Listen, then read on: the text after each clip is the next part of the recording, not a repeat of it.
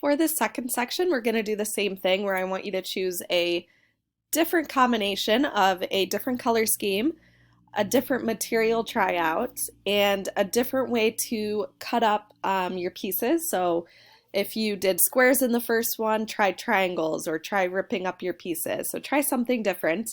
For this, instead of doing monochromatic colors like the first section, I'm doing analogous colors. So I'm using red, orange, and yellow. Since red is naturally a darker color than yellow, I'm using red in the darker gray sections, and then I'm using yellow or orange in the lighter areas. So I'm putting a few pieces of orange in areas that were kind of a medium tone looking at my original reference picture. So think about as you're working with these, the different sizes that are going to be working the best. And I'm going to pause this before I start adding the charcoal. But think about the size that's going to work the best for you. So as you're cutting these up, would you rather do things a little bit more detailed first in your collage or have more of the detail as you're shading on top of it? So mine were pretty large shapes and pretty large sections, so it did make it tricky as I begin to shade on top of it to refine the details. So consider the size again and what's working for you in practice and what you would do differently for your final project. So I'm going to go ahead and continue here, but I want you for this section to try out adding charcoal on top of your piece.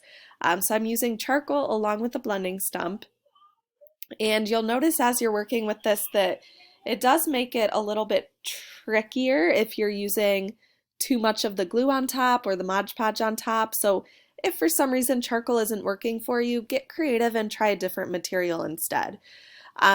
The point of this practice is just to see what works the best for you and what you're going to want to use for your final project. But as I'm shading this in, I'm really focusing a lot of the value change on the darkest areas. So I'm trying to shade in and refine the outline of the face, the outline of the nose, the eyes, and the lips. So really refining details. And then going over top with a little bit more texture in the hair as well, just to give that detail. And then with the eye, I'm going in with a little bit of the white charcoal, so consider using black and white charcoal. And I'm using this white just to look at where all of the highlights are in the face and bring out those details throughout. So definitely take your time with each step, practice and see what you like and what you don't like.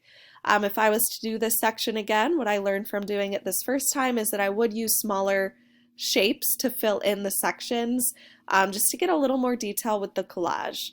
But again, if you're doing a lot of detail on top of it with charcoal or whatever material you're trying out here, then that works great too.